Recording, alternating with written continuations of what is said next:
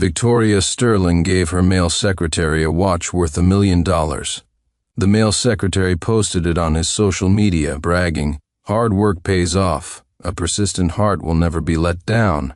I'll keep pushing forward." My queen Marcus Bell forwarded this post to me. I then forwarded it to Victoria Sterling.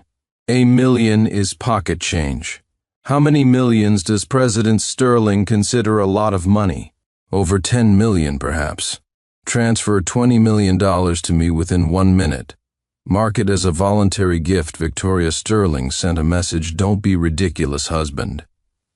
A minute later, she received a video. In the video, I smashed the antique vase her first love had given her, worth exactly $20 million. Chapter 1. Victoria Sterling called me immediately. "Do you know how expensive that vase was? What exactly do you want?" Victoria Sterling, was my message not clear enough? I glanced at the watch on my wrist. "You have 34 seconds left. I'm standing right in front of that antique painting in your bedroom. You know what happens next." The call was immediately disconnected. 20 seconds later, $20 million appeared in my bank account. I sent her a photo. It showed her favorite antique painting, now torn into shreds scattered across the floor. The vase was a warning. The painting is a punishment. "Victoria Sterling, you are a married woman." This time, Victoria didn't call back. She didn't even send another message. I knew she must be furious, but I didn't care. Marriages between wealthy families are always tied to benefits. If love blossoms, that's fortunate for both parties. If not, it's perfectly normal. My situation with Victoria Sterling was mixed. Neither of us disliked the other upon first meeting, but we couldn't say we liked each other either. This set the tone for our marriage. Our union initially had no emotional foundation. After the grand wedding ceremony, we slept in separate rooms on our wedding night, even wishing each other good night before bed. It wasn't until nearly half a year into the marriage that we finally slept together, using alcohol to mask our inhibitions. The Sterlings were old money, an established family with a scholarly background. They did everything by the book, which cultivated Victoria's outwardly cold but inwardly passionate personality.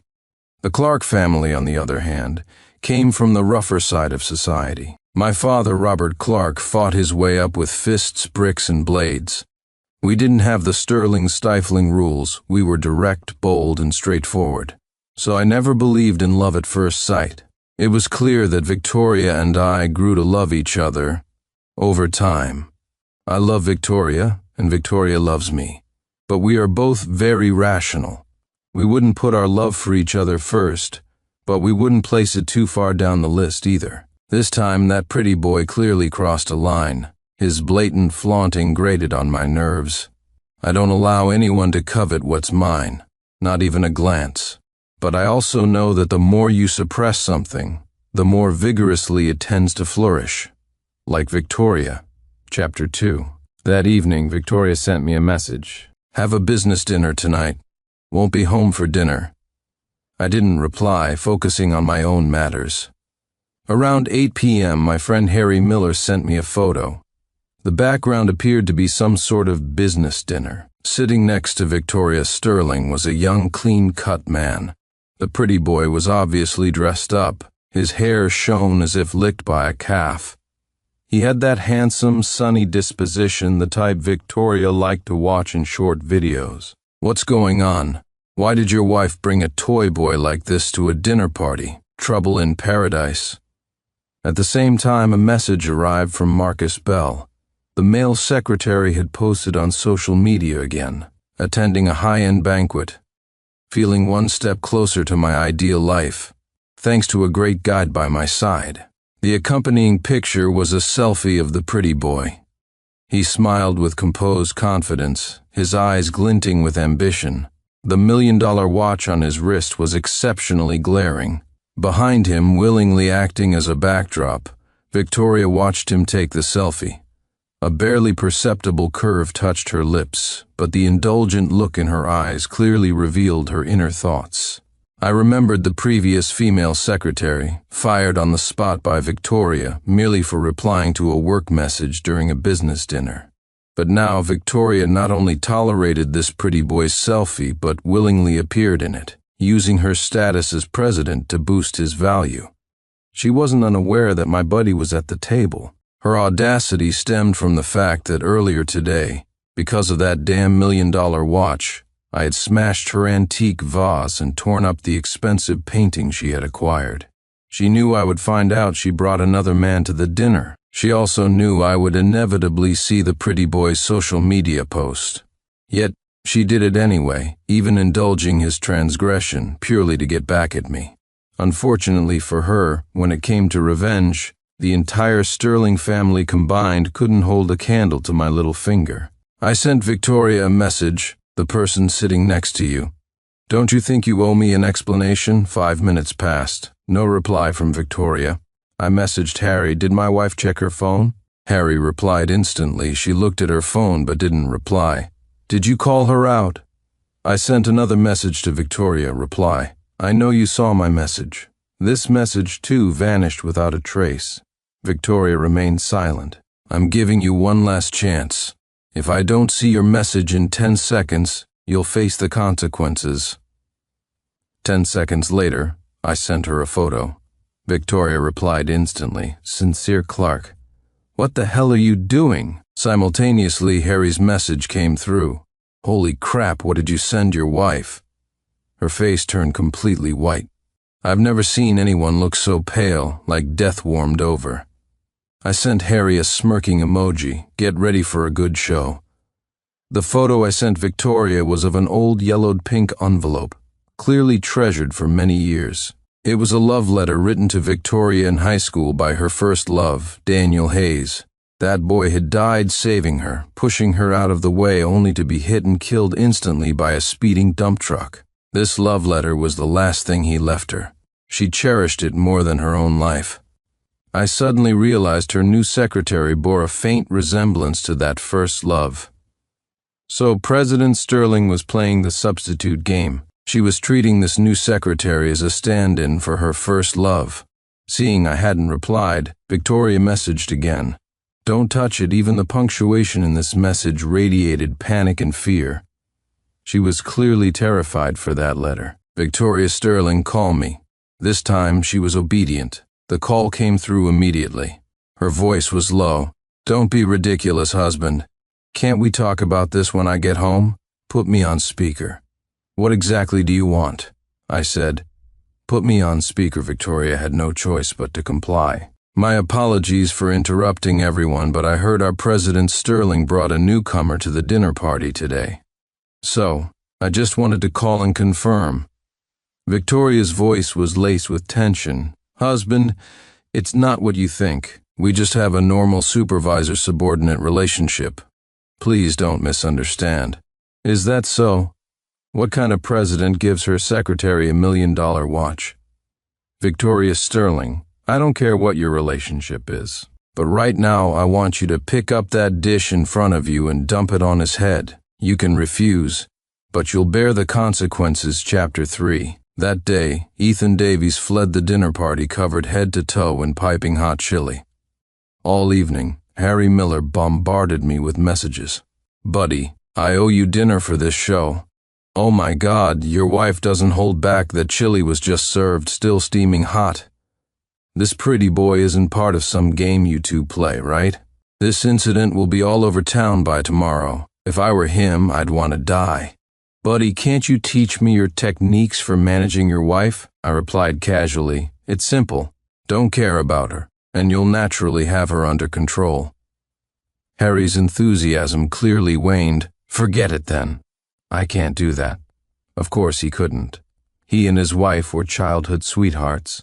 They started making out in middle school and, after all these years, still called each other cutesy nicknames in public, much to everyone else's annoyance.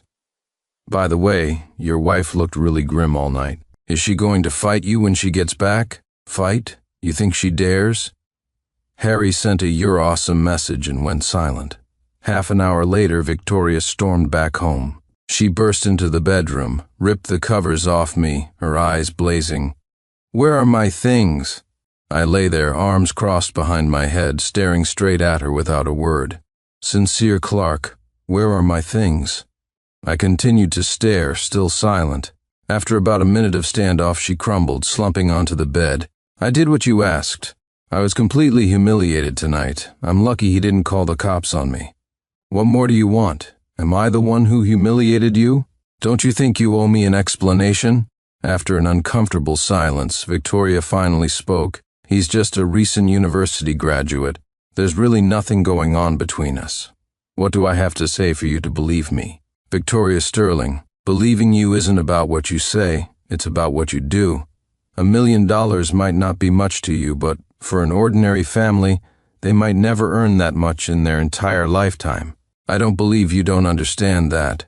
You casually gave $1 million watch to another man today. Why would you think I wouldn't care? I just saw him looking downcast and blaming himself for not doing his job well. I just wanted to cheer him up, so I gave him the watch on impulse.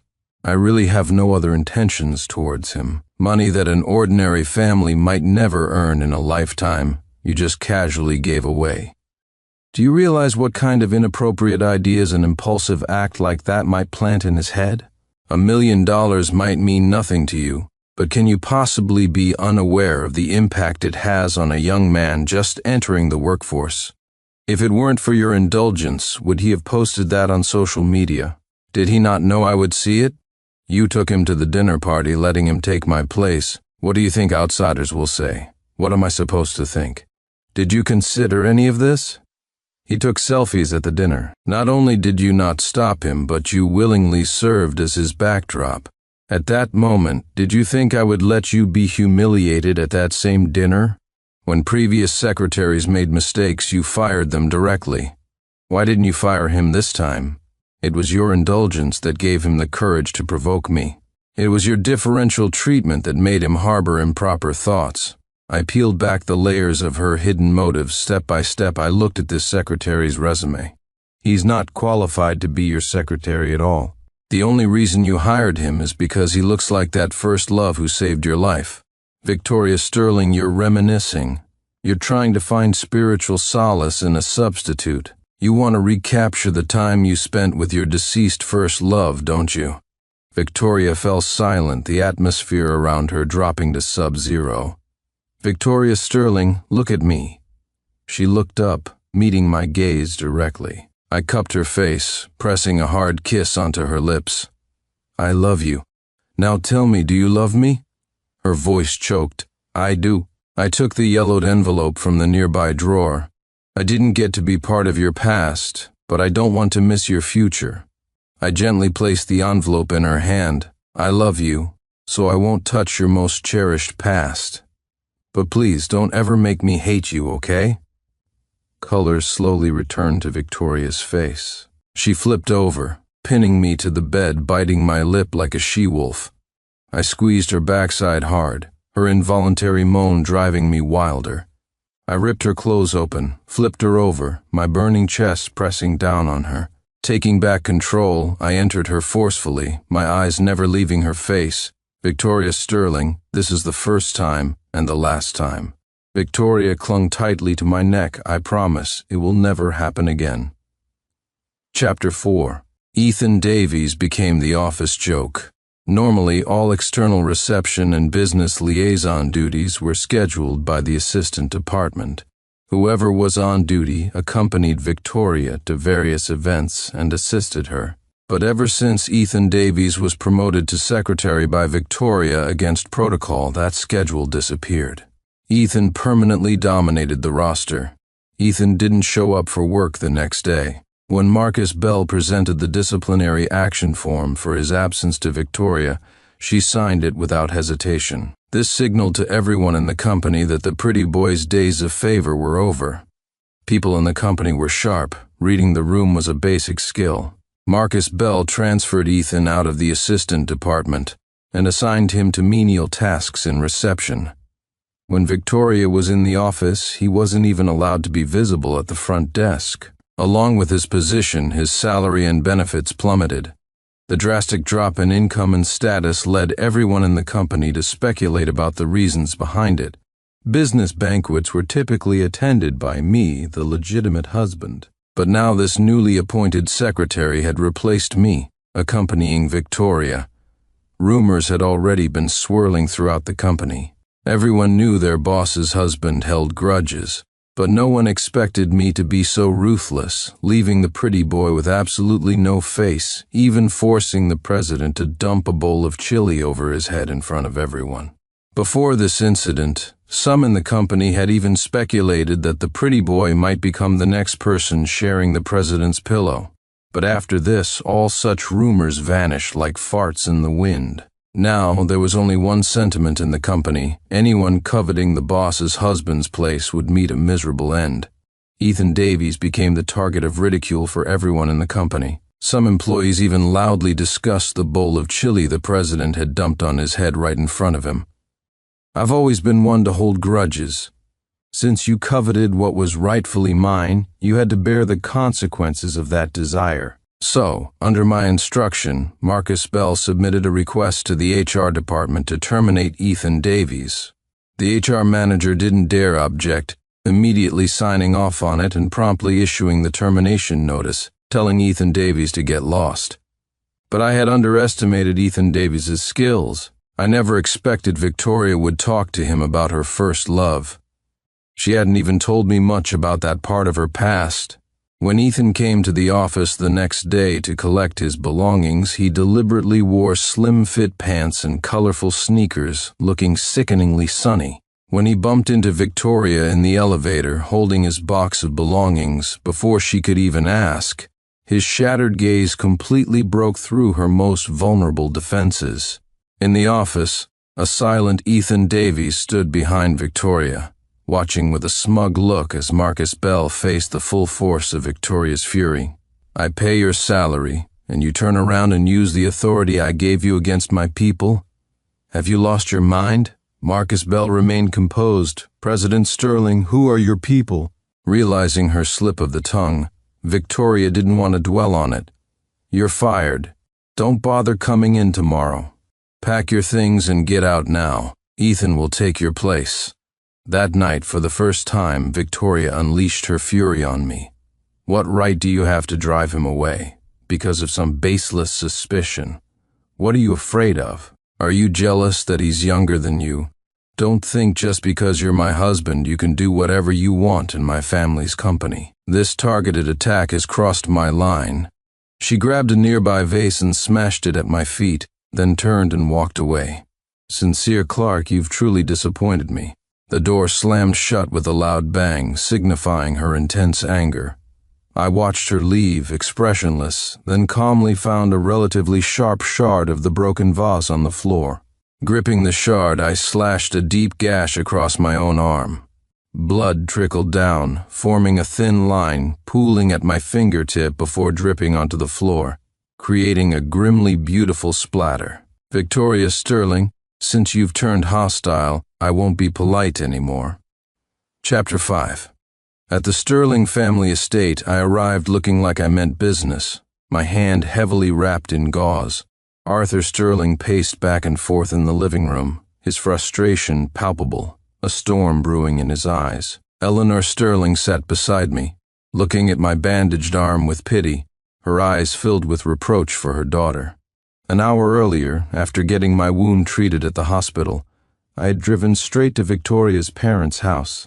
I bluntly told my father-in-law and mother-in-law that their precious daughter had turned against me for a secretary who resembled her first love. Not only had she publicly defended the secretary at the company, but she had also brought him to a dinner party to humiliate me. And today, just because I fired that secretary, she had allegedly slashed my arm and screamed insults at me. As I said this, my eyes conveyed profound disappointment, my expression a mixture of dejection and hurt. This amplified the elderly couple's anger towards their daughter. Arthur immediately called Victoria. I don't care whose pants you're hiding under right now. Get your ass back here immediately if you're not standing in front of me in half. An hour, don't ever bother coming back. Eleanor looked at my hand with heartfelt concern, her eyes red, as if afraid I might bolt at any moment. She kept murmuring comforting words, assuring me repeatedly that Victoria would be made to apologize today, and that I wouldn't suffer the slightest grievance. I nodded calmly, remaining silent, but my mind was already scheming how to escalate the situation. To ignore my own advantages and compete fairly with the pretty boy who had nothing? I wasn't that foolish. An excellent businessman knows how to strategically leverage available resources to achieve victory. I was Victoria Sterling's husband, protected by law, backed by my influential in-laws, connected through inseparable joint business ventures between our families, and possessed the financial power to crush the pretty boy. Why would I discard these advantages to compete based on who was younger, or who more closely resembled Victoria's dead first love? Most importantly, my father, Robert Clark, was stubborn. If you dared to cross him, he wouldn't rest until he destroyed you. Today, I just wanted Victoria to concede defeat. I didn't want to become a widower so soon. So, I firmly declined my father's offer to intervene. A nuclear weapon's purpose is deterrence. This conventional conflict doesn't require your involvement. If I lose tonight, it means the Sterlings aren't worth my attachment anymore. Then you can step in. Whatever you do, I won't stop you. And so my father, sharpening his knives, retreated behind the curtain, becoming a tiger waiting for the signal. Half an hour later, the villa door opened, and Victoria walked in, her face etched with frost. Seeing her, I couldn't suppress a smirk, almost laughing out loud. That foolish woman, Victoria, had actually brought Ethan Davies back with her. Chapter 6. Upon entering, Victoria sensed the heavy atmosphere in the villa, and the frost on her face thawed slightly. "Dad, I was in a meeting. What's so urgent that I had to be called back right now?" Arthur snorted coldly. "What kind of meeting are you having at this hour? Don't you have time for meetings during the day? Why meet late at night? Who are you meeting with? Tell me, I'll verify it." Victoria fell silent. She hadn't expected her father to call her bluff on such a flimsy excuse. She wasn't in a meeting at all. She had been having dinner with Ethan Davies. His social media post had completely exposed her whereabouts. I had already shown that post of their dinner together to her parents. In front of an outsider, Arthur showed his daughter no mercy. "Speak up, why the sudden silence? Where's the spirit you had when you supposedly hit your husband?" "I hit him?" Victoria's confused gaze fell upon me, finally noticing the thick gauze on my arm. Her face immediately clouded over. "Sincere Clark, when did I ever hit you? You're quite the actor, putting on a show even for my parents." My expression dimmed, and I nodded repeatedly at her words. Yes, you didn't hit me. I did this to myself." The moment I said that, Arthur slapped Victoria across the face. "You disgrace Sincere is injured like this, and you expect us to believe he harmed himself just to frame you?" The slap was harder than intended. Victoria's nose started bleeding. Ethan Davies jumped, startled, and quickly pulled out tissues to dab at her nose. I saw Eleanor's hand clench tightly. I knew this intimate gesture had provoked her. "Victoria Sterling, what do you think you're doing? You may have no shame, but the Sterling family still does." Hearing her mother's rebuke, Ethan's hand froze. He belatedly realized this wasn't the time for displays of affection, and quickly retreated to the side with the tissues, trying to look meek. Victoria's face flushed with anger. "Sincere Clark, have you caused enough trouble?" Slap Arthur delivered another slap. This time, blood trickled from both of Victoria's nostrils. "Shut your mouth, you commit such shameless acts, and you still dare to talk back to your husband. How did I raise such an ungrateful wretch?" Eleanor looked at Ethan standing behind her daughter. "What do you mean by bringing him back here? Are you trying to tell Sincere to make way for him, or are you telling your father and me that you plan on replacing your husband?" Ethan looked utterly innocent, waving his hands frantically. No, I'm just President Sterling's secretary." "Uncle, Auntie, please don't misunderstand." Ignoring the profuse bleeding from her nose, Victoria stepped protectively in front of Ethan. "What nonsense are you talking about? There's nothing going on between us. He's just my secretary." "I haven't cheated." Eleanor grabbed the ashtray from the table and threw it. "You're already having candlelit dinners together. Do you take us for blind fools?" The ashtray missed, but Ethan behind Victoria still cried out in pain. Eleanor sneered. Well, this pretty boy is quite the actor. Knows to cry out even when he's not hit. Afraid no woman will feel sorry for you, are you? Ethan's face paled, realizing he had overacted. He quickly ducked his head, trying to disappear. Dad, Mom, Ethan and I really just have a professional relationship. I can guarantee I haven't cheated. We're innocent. Don't listen to Sincere Clark's nonsense. She grabbed Ethan's hand. You don't believe your own daughter, but you believe an outsider. If you insist on thinking this way, then there's nothing I can do. With that, she pulled Ethan along and stormed out, slamming the door behind her. Amidst Arthur's furious shouts, I also stood up to leave. Dad, Mom, since Victoria has said as much, I don't think there's any point in us continuing. There's nothing more to say. I think it's best if we get a divorce. Chapter 7. The next morning, as Marcus Bell walked into the company building, he ran into a beaming Ethan Davies. Seeing his former superior, Ethan adopted an arrogant tone. Hey, you've been fired. What are you doing back here? You offended President Sterling. She won't give you a chance to come back. Just as the words left his mouth, Ethan's expression changed, and he quickly stood straight. Good morning, Mr. Clark. I stood before him, looking down condescendingly. He is now my fully authorized representative, the executive vice president of the Clark Corporation. It's not your place, a mere secretary, to make snide remarks. Inform Victoria Sterling to meet me in the conference room in 15 minutes. Ethan replied cheekily. Mr. Clark, President Sterling has a meeting soon. I'm afraid she won't have time to see you. Is that so? Then tell her. I'm here to discuss our divorce. If she doesn't show up in 15 minutes, I'll burn down her office. In front of the company staff, I patted Ethan's shoulder. Keep up the good work. I'll leave my position for you. As for whether you can end up beside the president, well, that depends on your abilities. 10 minutes later, when a stony-faced Victoria appeared in the conference room, I had already ordered the HR department to fire 2 employees who had openly sucked up to Ethan Davies. I wanted everyone to know, offending Victoria Sterling's chief assistant could lead to a better position at Clark Corporation. But offending Sincere Clark meant packing your bags and getting out. Sincere Clark, causing a scene at the company in broad daylight. What exactly are you trying to do? I remained silent. Marcus Bell, beside me, placed a divorce agreement in front of Victoria, President Sterling. You can review the terms above and then sign at the end. Victoria stared at the divorce agreement, a flash of anger in her eyes. Sincere Clark, what the hell do you want? I pointed to the document before her. To divorce you. Can't you read?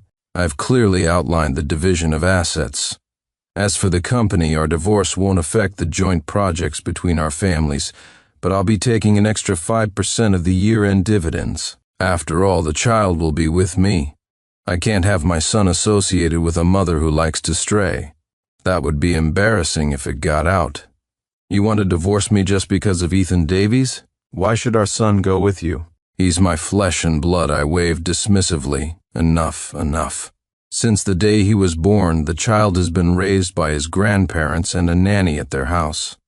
Have you spent even 1 or 2 days with him? Victoria Sterling, I made it very clear to you that time. It was the first time and the last time. Since you care so much about your pretty boy, I'll grant you your wish. Smack. Victoria slammed her hand on the table. Sincere Clark, I've told you countless times I haven't cheated. What do I have to do for you to believe me? I nodded. Oh, I believe you. I know you haven't yet done anything to betray me. Then why are you still insisting on a divorce? I looked directly into her eyes. Because I find you dirty. You used $1 million watch to appease your secretary. You let him take my place at banquets. You had candlelit dinners with him. And you even brought him along when you went back to your parents' house. You saw every social media post he made. Everyone was warning me, and recently more than one person told you that you were getting too close to him, yet you ignored it all. Victoria Sterling, I'm not an idiot.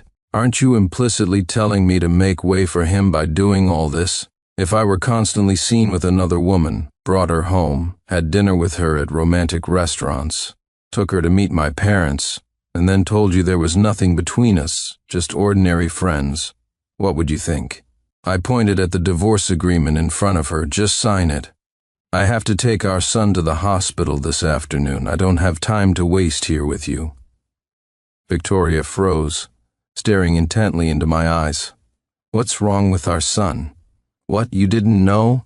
Only then did Victoria remember I had called her the day before yesterday, telling her the child had a fever, but she had been too busy at the time and had forgotten about it afterward. Don't trouble yourself. You don't need to worry about our son anymore. A look of disbelief flashed across Victoria's face. What are you talking about? My son, I said. The child is mine. After the divorce I cut her off. He's a child of the Clark family. You'd best stay away. In short, this child has nothing to do with you. He is my son. Since you don't care about him, there's no need for him to acknowledge you as his mother in the future. Sincere Clark, what exactly do you mean? I glanced sideways at her. Exactly what I said. Victoria Sterling, my son doesn't need a fickle mother, nor does he need a mother who enjoys getting overly familiar with her secretary. You may not have cheated yet, but you condoned his provocations against me. You condoned his affection for you and his subtle advances. Today you might hold the line, but who knows if you'll betray me in the future. Victoria Sterling, I dare not gamble, and I don't want to. Rather than weeding when the vegetables are almost ripe, it's better to cut off the conditions for weeds to sprout from the beginning. This child, I will raise him alone. From now on, he will only be my son, with absolutely no connection to you. If you want children, have them with someone else. It's not like you're past menopause. I told you, you are dirty now. I don't want you anymore. Victoria Sterling, let's get divorced. Chapter 8. Ultimately, Victoria Sterling did not sign the divorce agreement that day. As I walked out of the company building, Ethan Davies chased after me. Mr. Clark, please wait. He stood before me, neither servile nor overbearing. Could I talk to you? Say it here. I'm busy. I don't have time for too much nonsense. A shadow crossed his eyes. Mr. Clark, I think you've misunderstood. There's really nothing between President Sterling and me. Stop, I cut him off abruptly. If you just want to feed me this kind of pointless crap, I don't want to hear it. Ethan Davies, everyone has their little schemes, but yours are blatantly obvious, and I find it repulsive. You wear that damned watch every day, pairing it with every outfit, just to constantly remind everyone around you that you are superior in Victoria Sterling's eyes, a special existence different from others. Your social media posts detailing your work routine with her are meant to show off how close you are, boasting about privileges others don't have. You know your presence is inappropriate in certain situations, yet you lack the sense to leave because you're testing the depths of her feelings for you. If you didn't have these intentions, you wouldn't be bragging in the company break room to your so-called friends about tips for winning over a female boss. Ethan's expression changed. How did you know about that? I sighed, because I am still her husband, and they are quite willing to tell me what they hear, rather than keep your secrets. So what? You're still going to divorce President Sterling anyway. Did she sign the divorce papers? A glint of determination flashed in Ethan's eyes. So what? She'll sign eventually. Can you guarantee that if we divorce, you'll definitely take my place? What can you offer her? Do you have a wealthy family background for a powerful alliance? Do you have extensive connections to help her expand the market? Do you have a powerful network to pull strings for her? But I look a lot like her deceased first love. I can help her recapture those beautiful memories. I couldn't help but laugh. So you're just a substitute. You know you're just a fake, someone she could lose interest in at any moment, right? If Victoria Sterling can protect you, then let her protect you well. I'm not exactly a saint myself. Not only do I hold grudges, but I don't wait 10 years for revenge. I usually don't let much time pass. He looked wary. What are you planning to do? If you dare touch me, President Sterling won't let you get away with it. Relax. I just had someone spread the word about your past, making your name mud in this industry. I believe your president Sterling will soon feel the pressure and transfer you out of the assistant department, giving you some meaningless sinecure, or perhaps be more ruthless and fire you outright. After all, as you said, you're just a fake. If you were really her first love, I might not stand much chance, but you're fundamentally just a replacement she uses to reminisce. How much weight do you think a counterfeit holds in her heart? Oh, right, there's one more thing I forgot to tell you. I took out my phone and played a video for him. This is the dog you've raised for several years. You even arranged for someone special to walk it, right? My driver accidentally hit and killed it just now.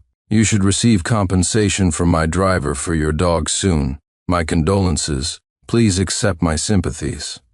With that, I turned and left, leaving Ethan Davies standing alone at the company entrance, mourning his dog in silence. Chapter 9. I hadn't expected Harry Miller to dig so deep, unearthing Ethan Davies's dirty laundry from high school. He was forced to drop out for assaulting a female teacher. After getting out, he worked as a beer promoter in nightclubs. There, he met a female university president, became her kept lover, and exchanged that for a university diploma. After his arrangement with the president ended, he got involved with a recruitment supervisor, successfully obtained an internal interview opportunity at the company, and relying on his resemblance to Victoria's first love, successfully entered the company and became her secretary. With such a colorful resume, there was no way Harry Miller would pass up the chance to help his buddy settle the score. Within a week, Harry and his wife had spread Ethan's story far and wide. Almost everyone knew that the Sterling heiress had allegedly injured her husband over a pretty boy, and was even forcing him into a divorce.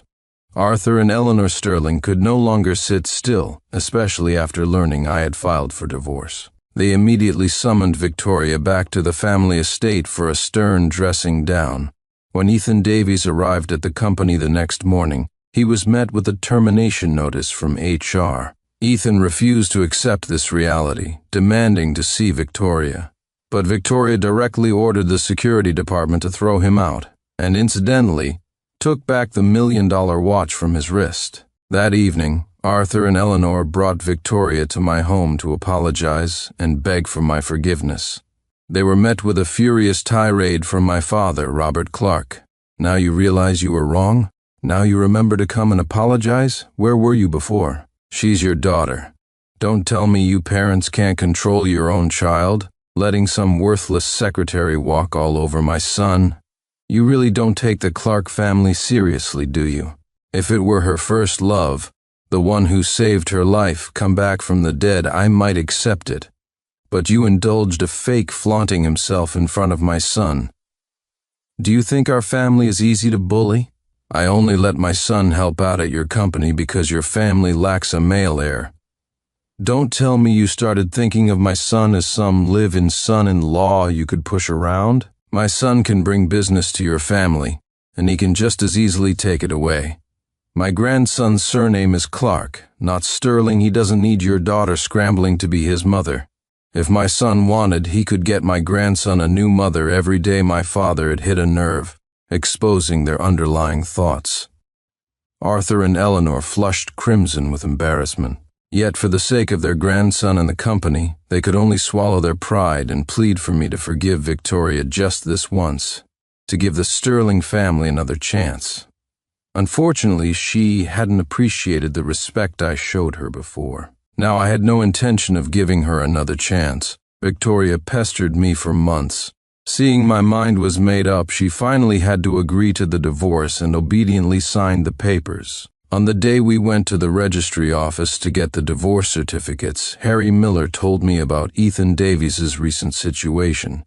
He had found another wealthy mistress in another city. However, this mistress wasn't careful enough, and Ethan was discovered by her husband. The husband beat him severely, breaking both his legs. After that, Ethan Davies vanished completely. You see, a proper first love should stay dead, just like Daniel Hayes. Chapter 10. Half a year flew by. My son Leo could already stand and walk. Although he started speaking late, he called out Dad, Grandpa, and Grandma paternal very clearly. When Victoria's parents heard Leo unclearly utter grandma and grandpa maternal, they were moved to tears. Seeing the old couple get a taste of joy, my father forcefully kicked Arthur and Eleanor out, enraging the grandfather desperate to see his grandson. Arthur went home and gave Victoria such a beating she almost ended up hospitalized. After that, the Sterling trio started visiting my house every few days, undeterred by being turned away countless times. I didn't refuse the requests of the child's maternal grandparents to visit. After all, having more people care for the child wasn't a bad thing. Every time the little guy called out Grandma and Grandpa in his baby voice, the old couple would curse Victoria anew.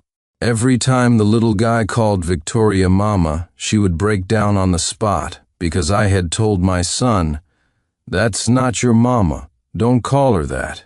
Victoria begged me countless times to remarry her, saying Leo couldn't be without a mother, but I refused every time.